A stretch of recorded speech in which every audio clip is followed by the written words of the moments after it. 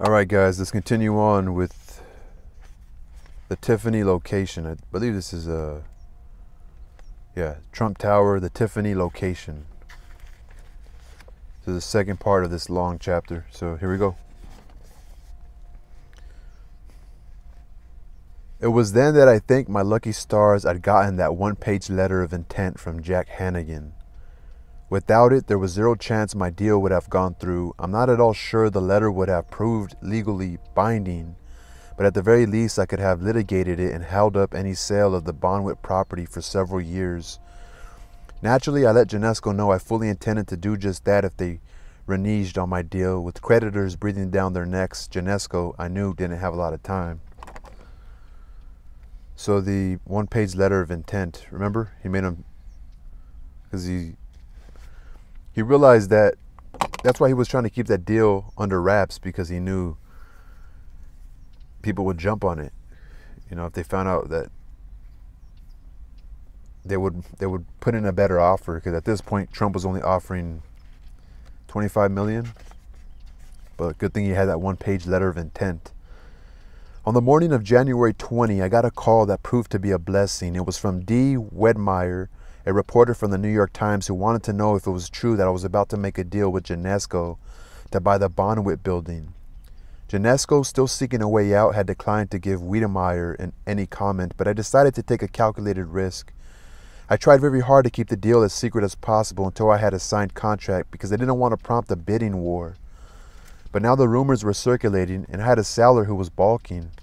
So I confirmed from Wiedemeyer that I'd reached an agreement with Janesco for the property, and that because I anticipated building a new tower on the site, Bonwit would most likely be closed within the next several months. My deal was to put public pressure on Janesco to live up to their agreement. What I didn't calculate was a secondary benefit. No sooner did Wiedemeyer's article appear the next morning than all of Bonwit's best employees began heading over to Bergdorf Goodman, Saks Fifth Avenue, and Bloomingdale's to look for new jobs. Suddenly, Bonwit began losing its best people in droves, and it was becoming almost impossible to run the store. That, I believe, was the straw that broke Janesco's back. Suddenly, they stopped balking. B-A-L-K-I-N-G. 5 days after the New York Times article appeared, we signed our contract. The company's desperation saved my deal.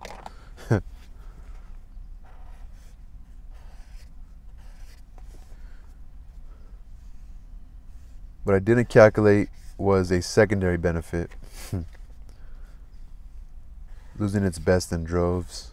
On the other hand, desperation can be a double-edged sword. Because Janesco needed cash so badly and so quickly, they insisted on a very unusual contract. In a typical real estate deal, you put down a 10% deposit when you sign a contract and the remaining 90% at closing.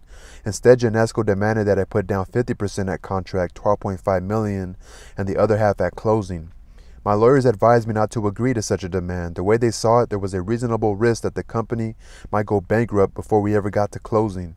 If that happened, a bankruptcy judge, who has powers you wouldn't believe, might choose to take my deposit and use it to pay off other creditors. For me to put so much money at such risk, my lawyers said, was totally imprudent.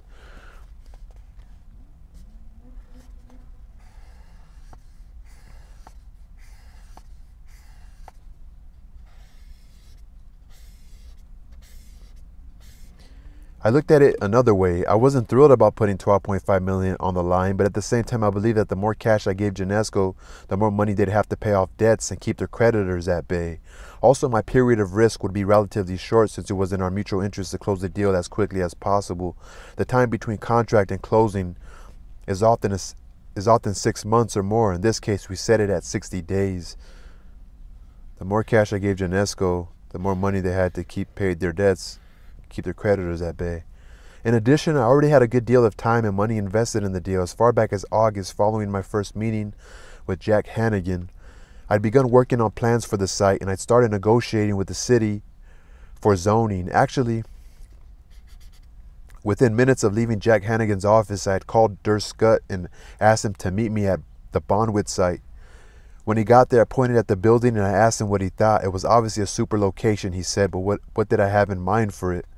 I want to build the most fantastic building in New York, I told Durr, and I want you to get working right away because I want to know how big a building I can legally build. The Tower of Babel, my friend. From the start, size was the top priority. With such a great location, the more apartments I could build, the better return I could hope to get on my investment. Moreover, the higher I could go, the better the views and the more I could charge for the apartments. A guy named Arthur Drexler from the Museum of Modern Art put it very well when he said, skyscrapers are machines for making money. Drexler meant it as a criticism. I saw it as an incentive. Arthur Drexler.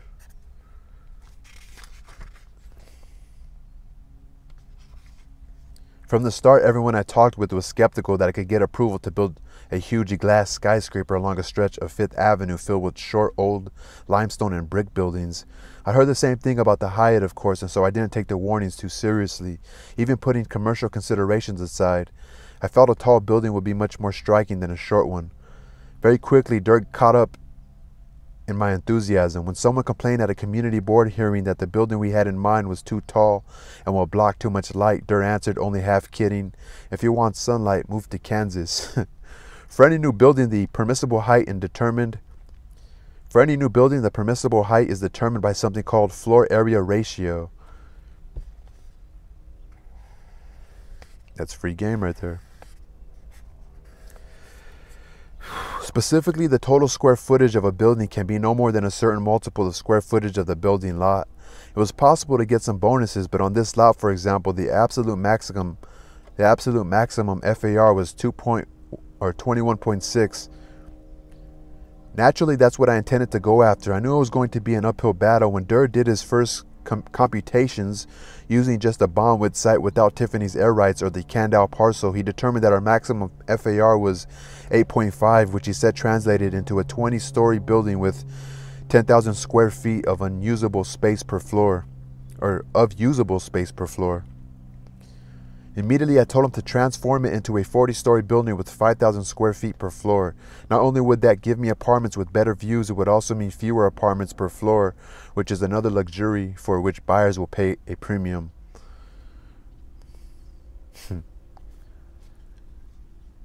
I told him to transform it into a 40-story building with... So he cut that in half pretty much. I told him to transform it into a 40-story building with 50,000 square feet per floor. Not only would that give me apartments with better views, it would also mean fewer apartments per floor, which is another luxury for which buyers will pay a premium.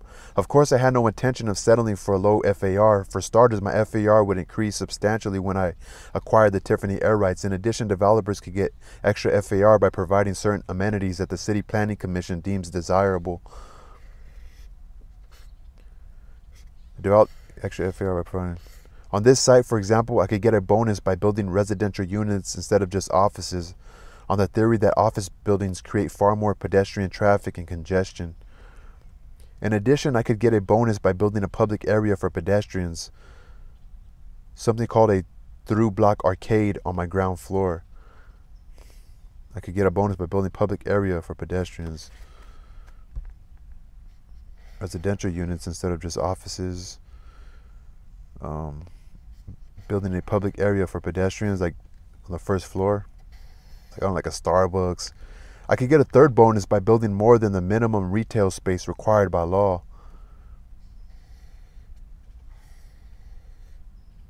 And I could get a final bonus by building a public park within the shopping area and arcade. Eager for every advantage I could get, I began talking to Durr about designing an atrium with several levels of shopping. As a business, a retail atrium seemed a long shot. Enclosed shopping malls have been a hit all across the country, but they've almost never succeeded in New York City. The typical suburban mall is clean, controlled, safe, and antiseptic, which is exactly why most people feel so comfortable in them. New Yorkers, on the other hand, seem to thrive on gritty street life and are quite happy to do business with street vendors.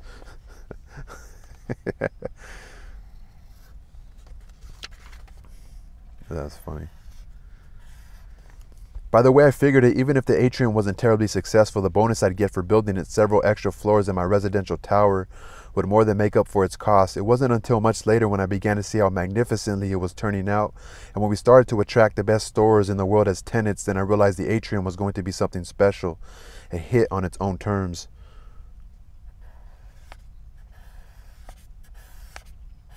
In the early stages, I focused more of my attention on the design of the building itself. I wanted to create something memorable and monumental, but I also knew that without a unique design, we never get approval for a very big building. The standard four-sided glass box just wasn't going to fly with city planning. Dirk went to work. He probably did 3 to 4 dozen drawings, and as we went along, I picked the best elements from each one.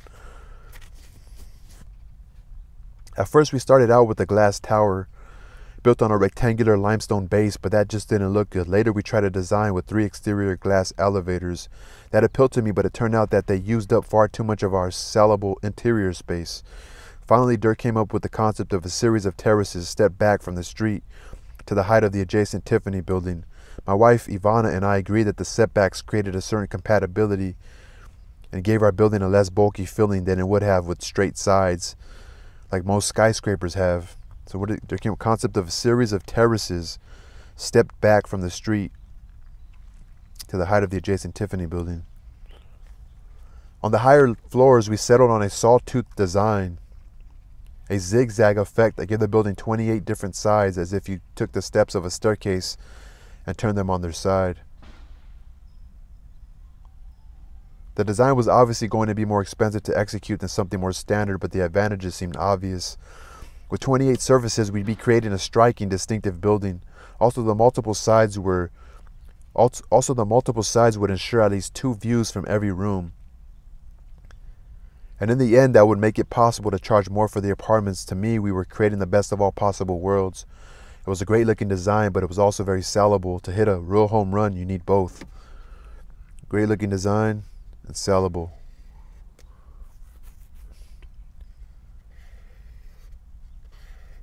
The next challenge was to have the design approved by the city, which meant, among other things, getting zoning variances. In one key case, we were able to prevail simply by using logic. The zoning law required that we build a ground floor through block arcade that ran north-south, meaning from 57th Street to 56th Street.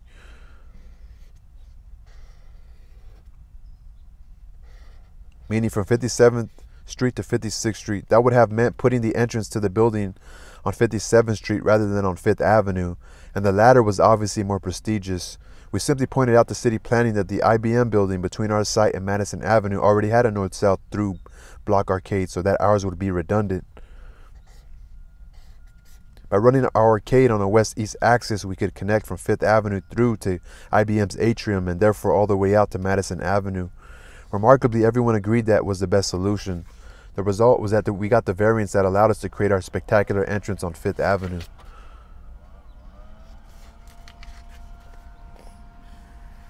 So I said they used logic.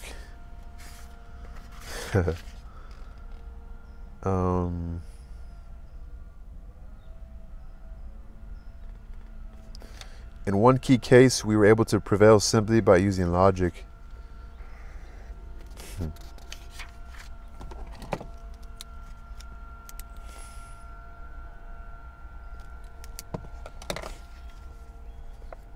What the city balked at from the very start was the size of the building we were proposing, 70 stories high with square footage at the maximum of 21.6 FAR. As early as December 1978, even before I'd closed my deal with Bonwit, City Planning let us know that they considered our proposed building too big. They said they intended to oppose letting us use bonuses to increase our FAR, and that they were very concerned about the issue of compatibility with the smaller surrounding buildings on 5th Avenue. Fortunately, by the time I closed my deal in early 1979 and we entered into serious discussions with city planning, I had some ammunition of my own. For starters, I could have chosen to build something called an as-of-right building, one that doesn't require any variances, much the way I'd done earlier with Walter Hoving. I had Dirk prepare a model of the as-of-right building to show city planning. It was hideous, a thin little four-sided box going straight up 8 stories, cantilevering over Tiffany's. We took the position that if the city wouldn't approve the building we wanted, we'd prepare to build as of right, and we showed them the model and the renderings. Naturally, they were horrified. I'm not sure they believed we'd ever build it or even that it was buildable, but there was no way they could be sure. That's funny. The next thing I was able to use in my favor unexpectedly was Bonwit Teller itself. At first, I assumed I'd just tear down the store and that would be the end of it, but very shortly after I signed my deal for the site, another company, Allied Stores Corporation, made a deal with Genesco to purchase the 12 remaining Bonwit Teller branches in locations ranging from Palm Beach, Florida to Beverly Hills, California. Soon after that, the president and CEO of Allied, a terrific retailing executive named Thomas Masiochi, approached me.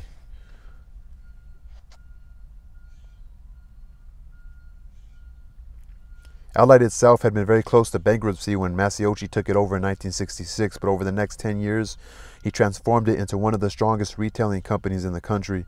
Masiochi explained to me that while several of the Bonwit stores he just purchased were quite successful, he felt it was critical to continue to have the flagship Bonwit in Manhattan, and ideally, he said, he'd like to keep the store at 57th Street and 5th Avenue, not only because it had been there for 50 years, but also because the location was unbeatable.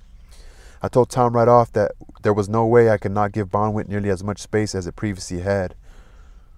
On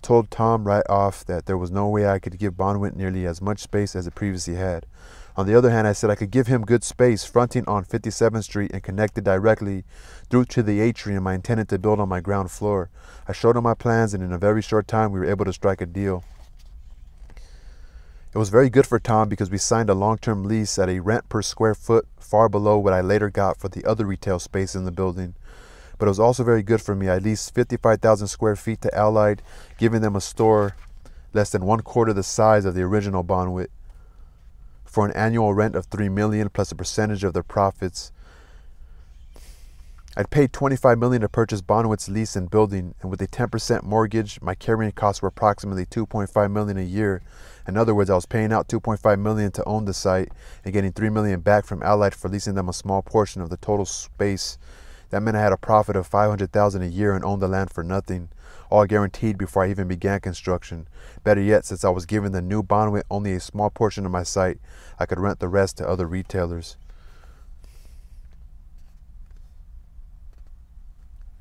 I paid $25 million to purchase Bonwit's lease and building with a 10% mortgage. My carrying costs were approximately $2.5 million a year. In other words, I was paying out $2.5 million to own the site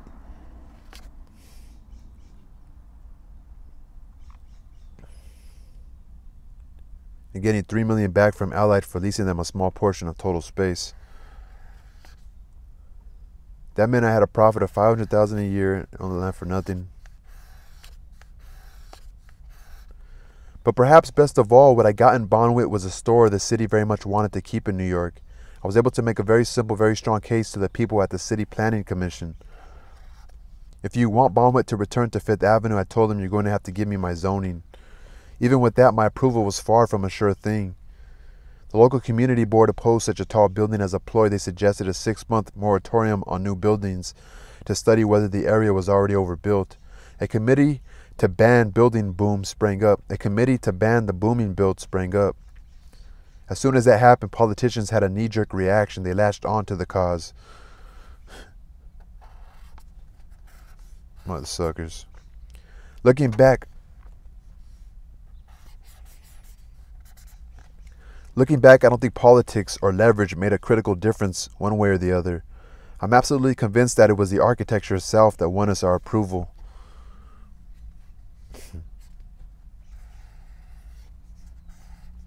And perhaps no one had a more powerful influence than Ada Louise Huxtable, then the chief architecture critic of the New York Times.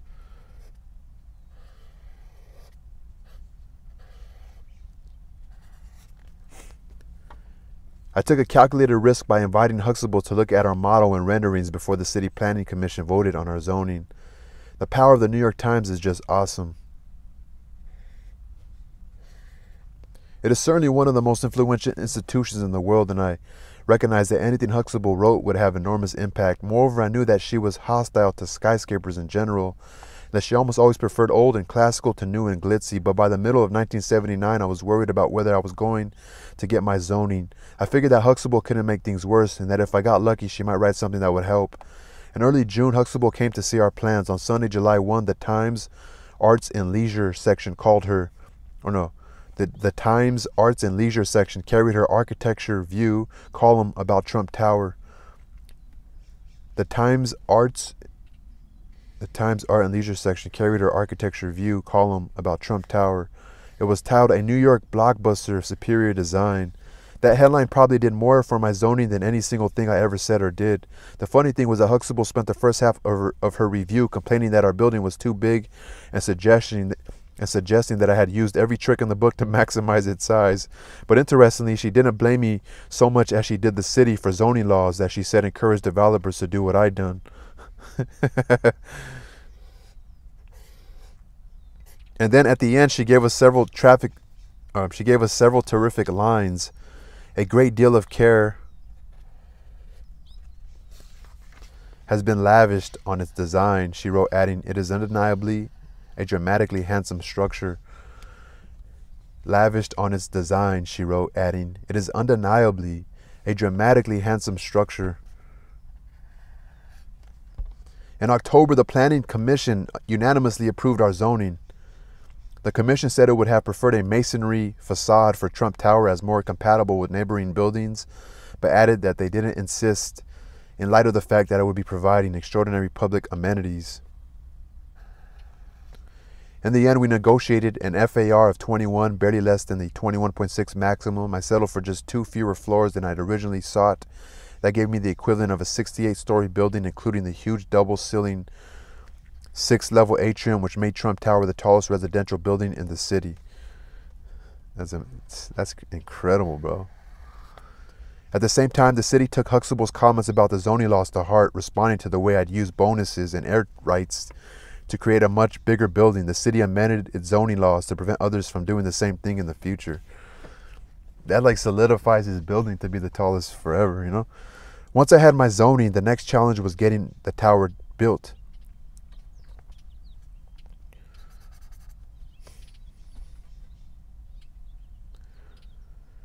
It wasn't going to be cheap. When you build above a certain height, construction costs rise almost geometrically simply because it becomes so much more costly to do everything from reinforcing the infrastructure to bringing up piping. On the other hand, because I had such a prime location, I felt I could afford it. If I did the job right, I'd be able to charge such a premium that the extra costs would be irrelevant. In October 1980, Chase Manhattan agreed to provide financing for the construction of Trump Tower. In October, I made a deal with HRH Construction to be my general contractor. The budget for the whole job, acquisition of the land, construction, carrying charges, advertising, and promotion, was slightly more than $200 million. Acquisition of the land, construction, carrying charges, advertising, promotion. The person I hired to be my personal representative overseeing the construction, Barbara Ress, was the first woman ever put in charge of a skyscraper in New York. She was 33 at the time. She'd worked for HRH, and I met her on the Commodore job where she'd worked as a mechanical superintendent. I'd watch her in construction meetings, and what I liked was that she took no guff from anyone. She was half the size of most of these bruising guys, but she wasn't afraid to tell them off when she had to, and she knew how to get things done. It's funny, my own mother was a housewife all her life, and yet it turned out that I'd hired a lot of women for top jobs, and they've been among my best people. Often, in fact, my own mother, it turned out that I'd hired a lot of women for top jobs. Louise Sunshine, who was an executive vice president in my company for 10 years, was as relentless as a fighter as you'll ever meet. It's funny how they talk about the grabbing him by the pussy. Look at, they don't ever mention what is in his book.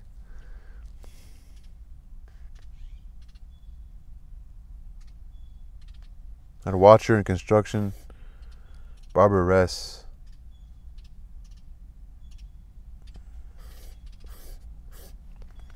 Blanche Sprague, the executive vice president who handles all the sales and oversees the interior design of my buildings, is one of the best salespeople and managers I've ever met. So he's highlighting all the women. Barbara Ress, Louise Sunshine, Blanche Sprague. Blanche Sprague, the executive vice president who handles all the sales and oversees the interior designs of my building, is one of the best salespeople and managers I've ever met. Norma Forderer, my executive assistant, is sweet and charming and very classy, but she's still underneath, and people who think she can be pushed around find out very quickly that they're mistaken.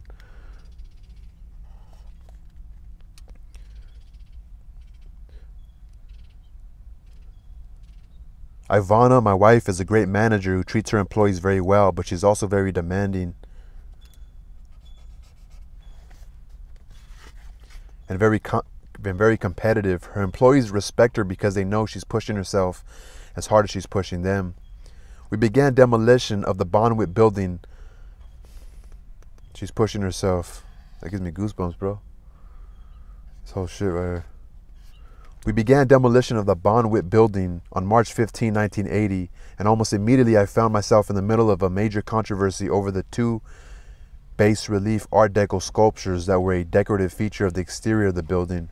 All during 1979, long after I had announced my plans and begun negotiating for zoning, no one expressed any interest in those friezes. No representative from zoning, from landmarks preservation, or from any community arts group ever suggested saving them. The demolition of the Bonwit building. I found myself in the middle of a major controversy over the two bas relief Art Deco sculptures.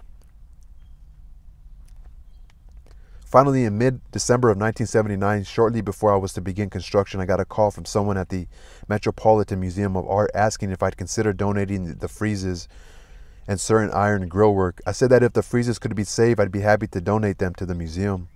What happened was that we began the demolition, and when it came time to take down the friezes, my guys came to me and they said, "Mr. Trump, these are a lot heavier than we thought, and if you want to try to save them, we're going to have to add special scaffolding for safety's sake, and it's going to take at least several weeks." My carrying charges on the construction loan for this project were enormous.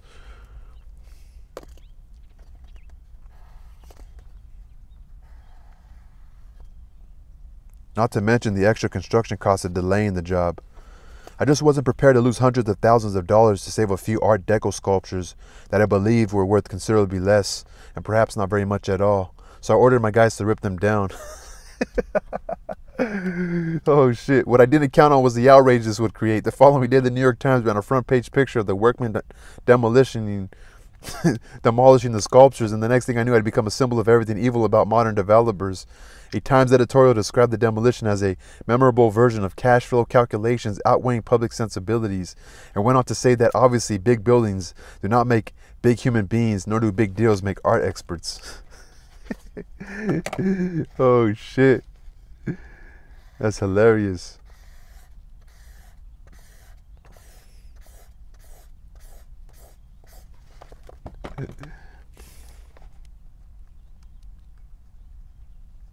It's hilarious.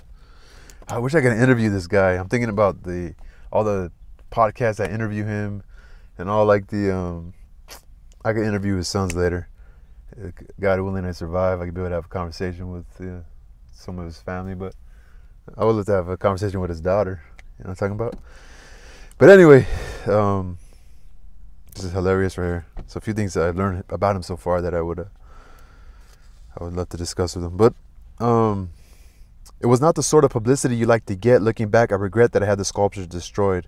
I'm not convinced they were truly valuable, and I still think that a lot of my critics were phonies and hypocrites, but I understand now that I use the same words, phonies and hypocrites, but I understand now that certain events can take on a symbolic importance. Frankly, I was too young and perhaps in too much of a hurry to take that into account. The point is that despite what some people may think, I'm not looking to be a bad guy when it isn't absolutely necessary.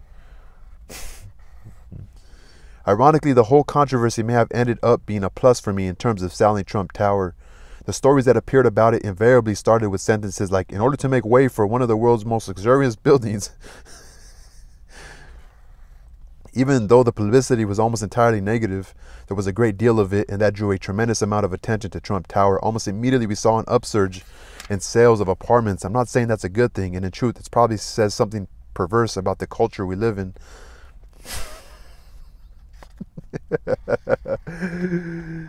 Oh my God, he's a smart dude. But I'm a businessman, and I learned a lesson from that experience. Good publicity is preferable to bad, but from a bottom line perspective, bad publicity is sometimes better than no publicity at all. Controversy and short sells. So it turned out does glamour. So does glamour. Even before we started construction, I began to realize that the atrium could prove to be one of the most dazzling parts of Trump Tower. At first, we just set out to make it an attractive setting for retailers, but when I saw the final drawings and the model, I realized it could be truly spectacular.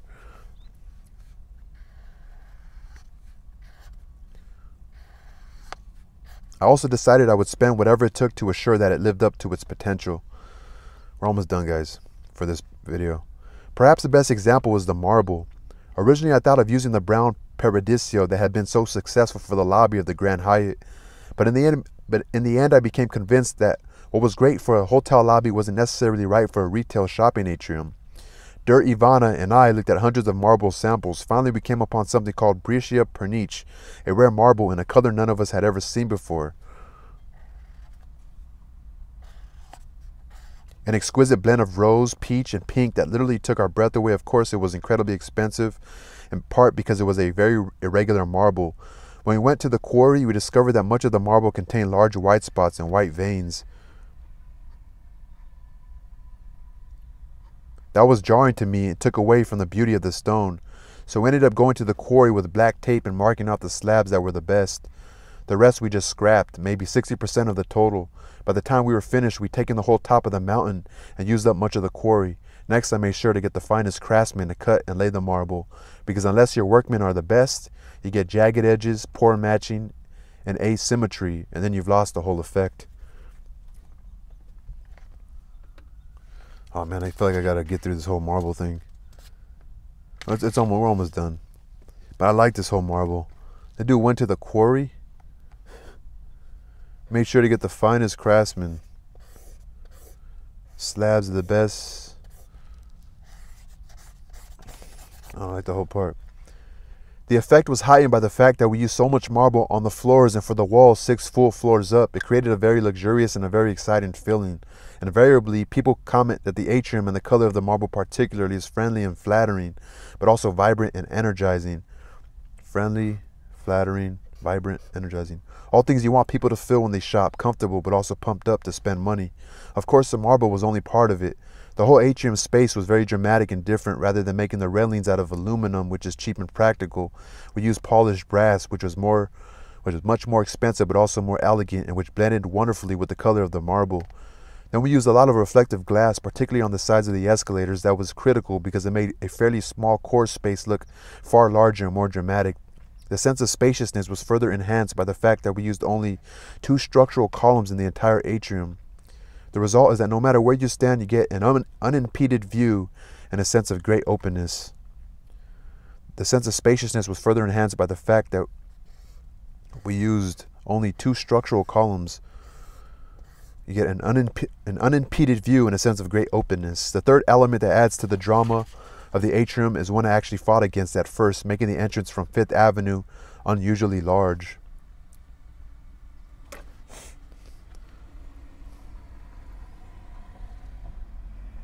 We'll leave it right there, guys. We'll stop right there. The third element. We'll stop right there.